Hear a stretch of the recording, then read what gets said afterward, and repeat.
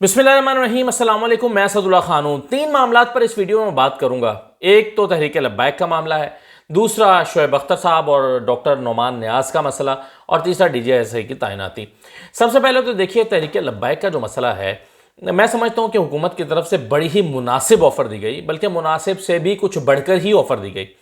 कहा गया कि हम आपका जो कलअदम का स्टेटस है उसको ख़त्म कर देंगे, साद रिजवी को रिहा कर देंगे, तमाम जो आपके कैदी हैं उनको छोड़ देंगे, और सबसे बढ़कर ये कि जो फोर्थ शेड्यूल का मामला है उसमें जितने लोगों के नाम डाले गए वो भी निकाल देंगे। फोर्थ शेड्यूल एक बड़ी ही ख़तरनाक किस्म की चीज़ है जिसमें इंसान की ज़िंदगी अजीरन होकर रह जाती है। कैदी से बढ़कर कैदी होता है इंसान। यानी आपने अगर शहर से निकलना है तो आप थाने जाकर रिपोर्ट करें, रोज़ाना आप अपनी हाजिरी लगवाएं, आके बताएं कि मैं यहीं पर वाक़ हूँ, मैं इसी शहर में हूँ, मैं ये कर रहा हूँ, मैं वो कर रहा हूँ। अपनी अपनी रिपोर्ट जो है वो मुसलसल थाने में देते रहें।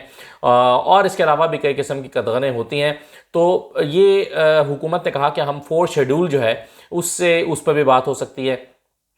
शेख रशीद साहब ने अपनी प्रेस कॉन्फ्रेंस में भी ये बताया। उन्होंने कहा कि हमने उनको तमाम ऑफ़र्स दे दिए सिवाय एक के। यानी यहाँ तक कह दिया कि आपका जो कलअदम का स्टेटस है वो भी हम ख़त्म कर देंगे। तो सिर्फ एक जो मसला है वो हम नहीं कर सकते, और वाकई वो हुकूमत नहीं कर सकती और नहीं करना चाहिए। और फिर किसी एक गिरोह के दबाव में आकर तो बिल्कुल नहीं करना चाहिए कि आप एक सफ़ीर को निकाल दें और यूरोपीय यूनियन से कट जाएं और तजारत से कट जाएं। ये इस पर अगरचे कई किस्म के दलाल दिए जाते हैं, लेकिन बहरहाल हुकूमतें ऐसे नहीं चला करती। तो अब किसी एक गिरोह के दबाव में आकर हुकूमत एक सफ़ीर को निकाल दे तो फिर रियासत चल नहीं सकती। इसका मतलब है कि रियासत एक गिरोह के दबाव में है और यूं काम नहीं चलता। तो हुकूमत ने कहा कि हम ये नहीं कर सकते और ये नहीं करेंगे, और इसके अलावा बाकी तमाम शराइत मानने के लिए तैयार है। लेकिन तहरीक लब्बैक ने इतनी अच्छी ऑफ़र को ठुकरा दिया और इस ऑफ़र को रद्द कर दिया, और उसके बाद जो है वो अब दोबारा से मार्च शुरू हो गया है। अब मुरीदके से आगे, यानी मुरीदके से जो है वो इस वक्त मुरीदके में ये काफ़िला मौजूद है, और उनके जो कारकुनान हैं उनकी तादाद अगेन कोई 2-2.5 हज़ार बताई जाती है। तो ये जो लोग हैं ये अब मार्च करने वाले हैं इस्लामाबाद की तरफ। अब क्या होगा? ज़ाहिर है आंसू गैस की शेयरिंग हो रही है, मुख्तलिफ जगहों पे झड़पें हो रही हैं, ये झड़पें होंगी। पिंडी पहुंचने की कोशिश करेंगे, पिंडी ब्लॉक हो जाएगा, वहाँ के रहने वालों की ज़िंदगियाँ अजीरन होंगी, एक अफरा तफरी, एक अजीब बेचैनी और क्योस की सूरत हाल होगी। तो हुकूमत ने मेरा ख्याल है इसको बहुत बेहतर अंदाज में मामलात को डील करने की कोशिश की। शेख रशीद ख़ुद जेल में गए, जेल में जाकर साद रिजवी से मिले, लेकिन मेरे ख्याल में मामला साद रिजवी के भी पूरी तरह से कंट्रोल में नहीं है। साद रिजवी की भी शायद ग्रिप नहीं है अपनी पार्टी के ऊपर, और जो शूरा है वहाँ पर फैसले हो रहे हैं, और वो शूरा अपने तौर पर फैसले कर रही है और उसको मुशावरत का नाम दे रही है।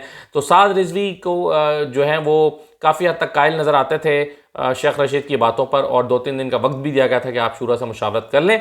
लेकिन हुकूमत की इन ऑफ़र्स का तहरीक लब्बैक की तरफ से मुस्बत जवाब नहीं दिया गया। तो अब ज़ाहिर है क्या होगा? मेरा ख्याल है जो कुछ तहरीक लब्बैक गेन करने की पोजीशन में थी शायद वो भी गेन ना कर पाए। यानी जो फ्रांस की के सफ़ीर की बेदखली का मामला है वो तो होना ही नहीं है, वो तो किसी सूरत नहीं होना। अब इन मुज़ाकरात की नाकामी के बाद अगेन वो जो ऑफ़र्स की गई थी हुकूमत को, अगर हुकूमत वो बैकफुट पर चली जाती है और ये मुज़ाकरात नाकाम होने के बाद दोबारा वो फोर्थ शेड्यूल वाला मामला या जो गिरफ़्तार लोगों को छोड़ने वाली बात है वो सब नहीं होता, तो ज़ाहिर है तहरीक लब्बैक इस लिहाज से खसारे में रहती है। तो मेरा ख्याल है हुकूमत की ऑफ़र्स को संजीदगी से देखना चाहिए था, और धरना ख़त्म करके या ये जो लॉन्ग मार्च है ऐसी कॉल वापस लेकर थोड़ा बेहतर हिकमत अमली के साथ तहरीक लब्बैक को चलना चाहिए था, जो कि अनफॉर्चुनेटली नहीं हुआ। दूसरी जो बात है वो है शोएब अख्तर और डॉक्टर नोमान न्याज की कंट्रोवर्सी की, जिसका जो आपके सब में के इल्म में आ चुका है। देखिए, बड़ी डॉक्टर नोमान न्याज साहब ने मेरा ख्याल है बड़ी एक छोटेपन का मुजाहिरा किया है, क्योंकि शोएब अख्तर वो आप अगर पूरा क्लिप देखें, इन दोनों का बैकग्राउंड कुछ भी हो, यानी आप हो सकता है कि इनकी बैकग्राउंड में कोई लड़ाई चल रही हो, पस मंज़र में कुछ हो। ईसा नकवी साहब ने उनकी कहानी सुनाई भी है कि डॉक्टर नोमान न्याज जब बीमार थे, इलाज के लिए गए थे, उनकी जगह जो लेकर जिसको जगह दी गई थी शायद शोएब अख्तर उसकी सपोर्ट में है, या हो सकता है बैकग्राउंड में कुछ भी हो, कोई कहानी हो। लेकिन सेट पर क्या हुआ, स्क्रीन पर क्या हुआ, जो सब लोगों ने देखा उसमें ऐसा कुछ नहीं था कि नोमान न्याज माइंड करते और उनको सेट छोड़कर या शो छोड़कर चले जाने का कहते। ये वैसे भी बड़ी एक अनफॉर्चुनेट बात है, और वैसे भी बड़ी गैर अखलाकी चीज़ है कि एक मेज़बान अपने मेहमान से कहे कि तुम निकलो यहाँ से। यानी मेज़बान मेहमान को घर से निकाल दे, ये हमारी रिवायत में कब है? मेज़बान तो मेज़बान होता है, होस्ट होता है। कई दफ़ा ऐसा होता है कि हमारे यहाँ शो में भी मेहमान जो है वो भिड़ जाता है मेज़बान के साथ, और मेज़बान की हत्तुल इम्कान ये कोशिश होती है कि ये लम्हा ना आए कि वो छोड़कर जाए। और कई दफ़ा मेहमान जब जाने लगता है शो छोड़ के, तो मेज़बान उसको कहता है कि देखिए आप शो छोड़ के मत जाएं। मैं बाज़ औक़ात कोई कहता है कि जी मैं अपना सवाल तब्दील कर दूँ, पिछले दिनों कमरज़मान कायरा साहब मेरे शो छोड़ के चले गए, मैं उनको रोकता रह गया, मेरा आर्गूमेंट उनको पसंद नहीं आया, मेरी दलीलें उनको पसंद नहीं आई, मैं उनको रोकता रह गया कि कायरा साहब आप मत जाएं मत जाएं मत जाएं। मेरा ज़ाहिर उनके साथ कोई लड़ाई नहीं है। और कुछ दिन के बाद उनको मैंने दोबारा इन्वाइट किया, तो मैं दोबारा मेरे शो में आ गए और वो फिर मेरे शो में रहे और मेरे सवालों का जवाब देते रहे। वो मेरी कोशिश उस वक्त भी थी वो छोड़कर ना जाएं शो को, मेरे आर्गूमेंट्स का, मेरे सवालों का जवाब दें। ऐसा बहुत कम, मेरे मतलब 15 साल करियर में शायद एक मरतबा ऐसा हुआ है कि मैंने किसी शख्स को अपने शो से निकाला होगा, और वो भी उसकी वजह यह थी कि वो एक शख्स जो है, मैं उसका नाम नहीं लूंगा, वो शो में 3 सीनियर एनालिस्ट थे और तीनों के साथ मुसलसल बदतमीजी करता चला जा रहा था। और इरशाद आरिफ साहब को कह रहा था कि आपको तो पता ही नहीं है इकोनॉमी का, आपको तो पढ़ते हैं नहीं आप लोग। फिर वो वैस तौहीद साहब के साथ बदतमीजी कर रहा था कि देखे ना, आप यहाँ पर ताजरों के मसाइल पर बात करने के लिए आ गए हैं, तो आपको पता तो किसी बात का होता नहीं है इस लैंग्वेज में। तो मैं उन्हें बार बार कहता रहा कि आप अपनी लैंग्वेज सीख रहे हैं, इस तरह से करो। बड़ी माजरत के साथ फिर मुझे उनको शो से माजरत करनी पड़ी कि अगर आप मेरे बाकी मेहमानों के साथ बदतमीजी करेंगे, ये बिल्कुल ऐसे ही है जैसे आप घर में 10 लोगों को इन्वाइट करें और आप क्या एक मेहमान बाकी मेहमानों के साथ बदतमीजी करने लगे, तो आप बाकी मेहमानों की इज्जत को बचाने के लिए तो कम अज कम ये कर सकते हैं। लेकिन ऐसा नहीं होता कि जैसा यहाँ नुमान नियाज़ साहब ने किया, कि मेरा ख्याल है जहाँ जो क्लिप हमारे साथ शेयर हुआ है, मैं अगर उसको देखता हूँ तो मुझे लगता है कहाँ पर डॉक्टर नुमान नियाज़ को पहली मरतबा गुस्सा आया होगा। मतलब उन्होंने जब शोएब अख्तर ने पूछा, जब उन्होंने क्वेश्चन किया कि जी पिक्चर्स के पिच स्लो थी और बॉल नीचे रह रहा था, पिच was स्लो, तो उन्होंने कहा कि and the question is, Shoaib Akhtar ने पूछा एंड द क्वेश्चन इज कि इज दैट ट्रू और वॉट एवर, उन्होंने जो भी सवाल किया। तो मेरा ख्याल है वहाँ पर नुमान नियाज़ को थोड़ा सा महसूस हुआ कि ये आगे से मुझ पर क्यों कह रहा है कि भाई सवाल क्या है, तो ठीक है जी आप बात कर रहे हैं तो आपका तज्जिया, तो सवाल क्या है। तो शायद मेरा ख्याल है वहाँ से वो शुरू हुआ। फिर आगे जाकर एक दो जगह पर शोएब अख्तर ने अपनी राय का इजहार किया, तो वो उस राय से इत्तफाक नहीं कर रहे थे। फिर आगे जाकर उन्होंने, जैसे आप किसी का जुमला मुकम्मल करते हैं, तो उन्होंने कहा कि जी ये एक शख्स जो है उसको वो लेकर आया, तो नुमान नियाज़ ने कहा शाहीन शाह अफरीदी ने कहा नहीं हारिस रऊफ। तो मेरा ख्याल है वहाँ फिर उनको सुबकी महसूस हुई कि मेरा नाम, मैं जो बात कर रहा हूँ या वो गलत हो गया। तो ये कैसी, लेकिन ये ऐसी बात नहीं है कि जिसकी बुनियाद पर, और ये इंटेंशनल एफर्ट नहीं थी शोएब अख्तर की कि वो नुमान नियाज़ को बैकफुट पर लेकर जाते या उनको इंसल्ट करते। लेकिन नुमान नियाज़ ने, मुझे नहीं पता या किसी को भी नहीं इनफैक्ट पता कि ये क्या हुआ कि अचानक से कह दिया कि जी ठीक है, अगर आप ज़्यादा ओवर स्मार्ट बन रहे हैं, भाई एक स्टार है, पूरी दुनिया उसका तज्जिया सुनना चाहती है, पूरी दुनिया के चैनल्स उसको इनवाइट कर रहे हैं कि तो आप हमसे कांटेक्ट करें, हम समूह वाले पैसे ले लें। इंडियन चैनल्स कह रहे हैं कि आप हमसे कांटेक्ट कर लें, पाकिस्तान के चैनल्स कह रहे हैं आप हमसे कांटेक्ट कर लें। दुनिया में वर्ल्ड कप चल रहा है, शोएब अख्तर दुनिया के किसी चैनल में जाकर बतौर तज्जियाकार अपना वो कर सकते हैं। लेकिन उन्होंने अपना नेशनल टीवी का अगर इंतखाब किया है शोएब अख्तर ने, और वहाँ पर वो तज्जिया दे रहे हैं, तो आप उनको फॉर नो रीज़न आप कह रहे हैं कि जी आप ओवर स्मार्ट बन रहे हैं। भाई एक तो वो ओवर स्मार्ट बन नहीं रहे, दूसरा अगर वो ओवर स्मार्ट बन भी रहे हैं तो भाई वो स्मार्ट हैं, उन्होंने परफॉर्म किया हुआ, नेशनल हीरो हैं, वो उनकी एक सलाहियत है। अगरचे नुमान नियाज़ के भी होगी, चलें वो अपने काम में माहिर हैं, कॉम्पिटेंट हैं, वो इंसाइक्लोपीडिया हैं या उनके पास जो भी मालूमात हैं, चीज़ें हैं, और स्टैट्स के बारे में माहिर हैं, सब कुछ है।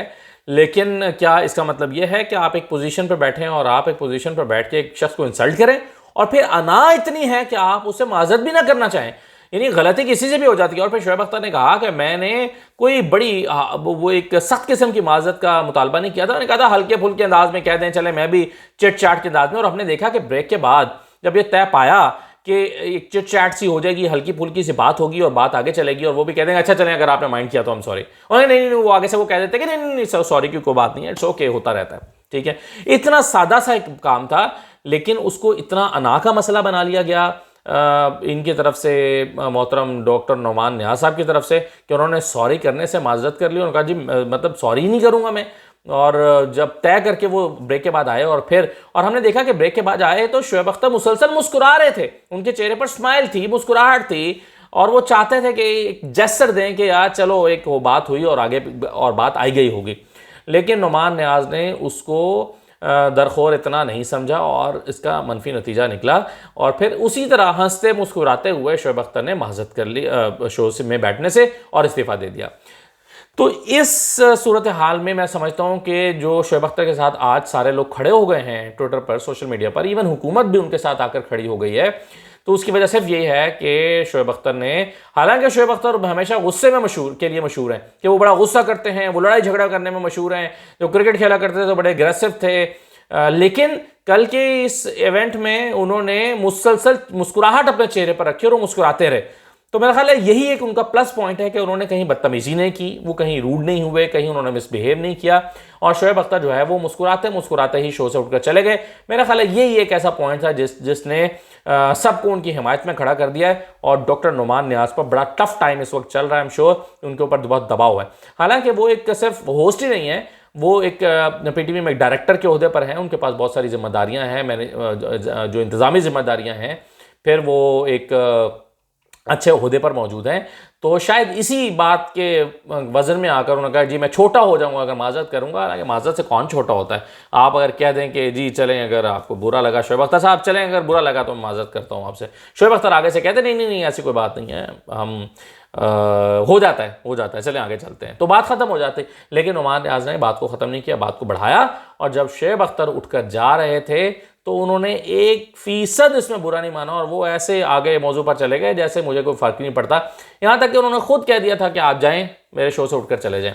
आपको याद होगा इमरान खान ने जब एक पीपल्स पार्टी की रहनुमा के साथ थोड़ा सा, हमारे एंकर जो इमरान खान है उनके साथ वो हो गया, तो इमरान खान ने खुद महसूस किया कि उनसे गलती हो गई, उन्होंने माजरत भी कर ली बाद में, जब एक शो के अंदर नाखुशगवार एक वाक़या हुआ। और सब ने इमरान खान ही को कहा कि आपने अपने मेहमान के साथ नाइंसाफ़ी की है, क्योंकि मेहमान होता है, और मेहमान को इज़्ज़त देना, और कभी ये नहीं कहा जा सकता कि मेहमान को कि आप जी जाओ जी घर जाओ, यहाँ से उठो, यहाँ से निकलो, यहाँ से, कोई हमारे ये रिवायत नहीं है कि इस तरह से कहा जाए। तो ये बहुत ही बदतमीज़ी की है मेरे ख्याल में नुमान ने, और उस बदतमीज़ी का उनको खमियाजा भुगतना पड़ रहा है। इंक्वायरी कमेटी बनी है, और मेरा ख्याल है ये इंक्वायरी कमेटी अगर इंसाफ के साथ फैसला करे तो इस मामले में कम से कम हमें शोएब अख्तर जो है वो बेकसूर मालूम होते हैं। आगे बढ़िए DGISI की तैनाती का मामला, गुज़श्ता रोज़ पे बात करनी थी मैंने, लेकिन चूंकि मैच था पाकिस्तान का और मैच चल रहा था, मेरा ख्याल है वैसे मैच के दिन का इंतखाब करना इसके लिए ये भी एक मुनासिब फ़ैसला था, हुकूमत का एक वाइज डिसीजन था, या एक ट्रिकी कहना चाहिए। बहरहाल हुकूमत ने मैच से चंद सातें पहले या कोई 1-2 घंटे पहले ये फ़ैसला किया, ताकि ज़ाहिर है उस दिन टॉक शोज़ बहुत कम होने थे, 7 बजे के कई शोज़ नहीं हुए, 8 बजे के कई शोज़ नहीं हुए, 10 बजे के कई शोज़ नहीं हुए। मैंने 10 बजे का शो किया, आधा भी नहीं चला, और फिर हम मैच की ट्रांसमिशन पे चले गए। 11 बजे के तो शो होने ही नहीं थे, तो इस पर डिस्कशन बहुत ही कम हुई, ना होने के बराबर इस मौजू पर डिस्कशन हुई। तो मेरा ख्याल है हुकूमत और तमाम लोगों की यही ख्वाहिश होगी कि इस मामले पर कम से कम डिस्कशन हो। हुकूमत भी यही चाहती होगी और हमारे इदारे भी यही चाहते होंगे कि इस मामले को ज़ेर बहस कम से कम लाया जाए। और कल जो हुकूमत ने अगर ये इंटेंशन थी कि एक मैच से थोड़ी देर पहले, पाकिस्तान के मैच से थोड़ी देर पहले, यानी ये परसों भी फैसला हो सकता था, आज भी हो सकता था, लेकिन कल मैच के दिन मेरा ख्याल है इस फैसले को या इस नोटिफिकेशन को जारी करने का एक मकसद ये भी हो सकता है कि इस पर डिस्कशन कम हो और ये कम से कम जो है वो ज़ेर बहस आए। तो इस मेरा ख्याल है प्लानिंग में तो हुकूमत कामयाब रही है। लेकिन एक चीज़ इसमें इंपॉर्टेंट है, जैसे कि मैंने अपने व्लॉग में जो गालिबन 9 या 10 तारीख को किया था, 9 तारीख को किया था, और फिर उसके बाद भी 13-14 तारीख को एक व्लॉग किया था, या 12 तारीख को, मैंने उस व्लॉग में कहा था कि ये तो तय है तकरीबन कि अब ये नदीम अंजुम साहब ही DGISI आएंगे, और अगर DGISI नदीम अंजुम की जगह कोई और आ जाता है तो फिर मैंने कहा था कि आप समझ लीजिए कि हुकूमत और फ़ौज के दरमियान शदीद इख्तलाफात मौजूद हैं, कि एक फ़ौज का एक ऐसा शख्स जो फ़ौज की तरफ से रिकमेंडेशन के तौर पर नाम आया, बल्कि उसका नाम जारी भी हो गया DGISI के तौर पर, अब आप उसको हटाकर किसी और को लगाते हैं तो यह ज़िद का इजहार होगा और उसको ज़िद के तौर पर लिया जाएगा, तो उसका मतलब है कि ताल्लुकात शदीद ख़राब है। और मैंने ये भी कहा था कि चूँकि एक मुलाकातें हो गई हैं, इंपॉर्टेंट मुलाकातें हो गई हैं, तो मेरा ख्याल है अब ये फॉर्मेलिटी पूरी की जाएगी, और फॉर्मेलिटी पूरी करके और अब जो है वो नाम वही नाम अनाउंस कर दिया जाएगा जो पहले आया था। और वही हुआ जैसा कि मैंने कहा था, और अपने व्लॉग में मैंने पहले ही कह दिया था, तो वही हुआ कि नदीम अंजुम साहब का नाम ही DGISI के तौर पर आ गया।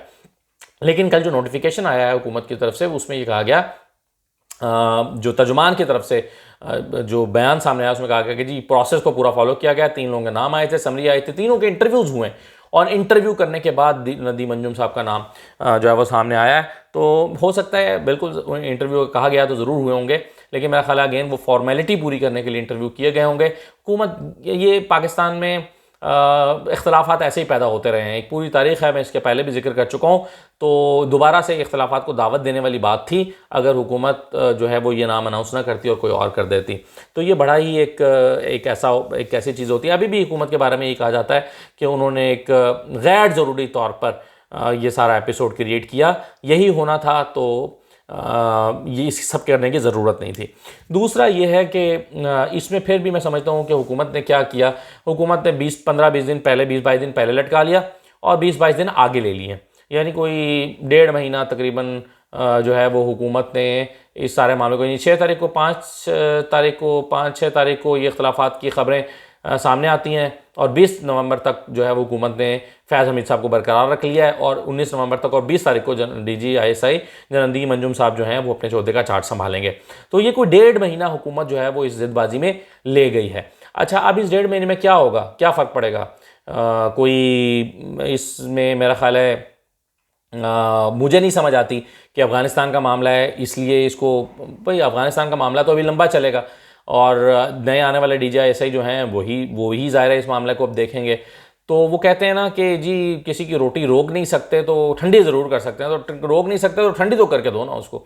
तो मेरा ख्याल है ये सिर्फ रोटी ठंडी की है, 1.5 महीने का जो है वो उसको मामले को प्रोलॉन्ग कर लिया है, मगर 1.5 महीने से कोई फ़र्क नहीं पड़ेगा, ना ही ISI पर, ना ही हुकूमत की फेवर में कोई चीज़ होगी, ना ही अफ़गानिस्तान के जो मसाइल हैं वो हल हो जाएंगे। तो ये 1.5 महीना लटकाने का फ़ायदा क्या है, क्यों लटकाया गया है? इस सवाल का जवाब किसी के पास है नहीं। मैंने कल भी 2-4 लोगों से पूछा, मेरी कुछ सीनियर से बात हुई, कोई फ़ौजियों से बात हुई, मैंने तज्ज़कारों से बात हुई, मैंने उनसे पूछा कि क्या आपको समझ आती है, तो इसकी कोई ठोस वजह मुझे तो नहीं, मैं तो नहीं पकड़ पाया कि 1.5 महीना क्यों लेट किया गया है।